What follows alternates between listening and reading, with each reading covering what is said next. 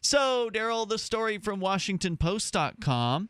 Wednesday marked National Constitution Day, the 227th anniversary of the signing of the U.S. Constitution, but only 36% of Americans can actually name the three branches of government that the Constitution created. The Republicans, the Democrats, and the corporations. A good guess, but no. And the Army, the Navy, and the New York Times. It would be interesting to hear people's responses to this. That's according to a new survey from the Annenberg Public Policy Center. It shows a huge percentage of Americans might need to take a civics refresher course. Now, look, I didn't learn a whole lot in government school, but this is one of the things that they did teach. I mean, because in government school, they do teach you about the government to some extent, some basic level. They claim, there's checks and balances, and that's why we have these three branches of government. My senior year of high school, one semester of the social studies period was U.S. government. The other semester of that period I had that too. Was economics. I had the exact same thing down when I was going to school in Florida. 38% of Americans knew the Republican Party controls the U.S. House of Representatives, while 17% think Democrats are still in charge. Honestly, I wouldn't have known.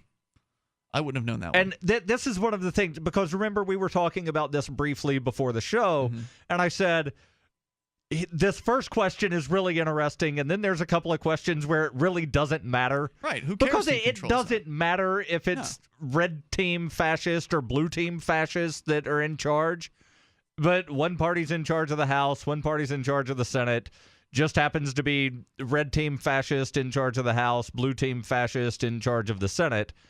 But the thing that really piqued my interest was towards the end of this story, where it says that groups like Civics Education Initiative are pushing to include more civics education in high school by requiring students pass the U.S. citizenship test before being allowed to graduate high school. Well, what do you think about that? I think it's rather interesting. I don't like the idea of, some kind of mandate of any sort. If you couldn't pass the citizenship test ever, would that mean you'd be stuck in high school until you were 65? Would that mean that you're not a citizen?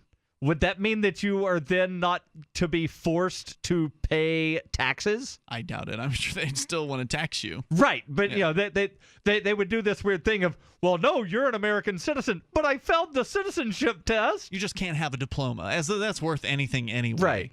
Now, one thing that I do remember from my senior year of high school, the first day in American government class, the teacher passed out this quiz. She said, it's a pop quiz just to see where everybody stands. And, seems kind of normal for a teacher to, want to figure out where everybody is. And so we took it and, pass it to the person to your left or right or whatever it was and scored, give it back. And then she said, everybody that got over a 75, raise your hand. About half of the class raised their hands. She said, if you got below this score, raise your hand. And, it's about half got below a failing mark on the quiz.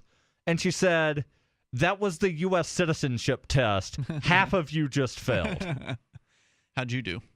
I passed with flying colors. I don't think I got a wrong answer. But it was just one of those things of, people in high school a lot of times can't pass basic stuff like how many stars are on the flag, how many colonies seceded from England. By the way, in case you were wondering, the three branches of government are judicial, executive, and legislative. Yes. There you go. We'll see you tomorrow night. Online in the meantime, freetalklive.com, Daryl's website, fpp.cc. Free Talk Live, 7 nights a week from 7 to 10 Eastern, live on the Liberty Radio Network at LRN.FM.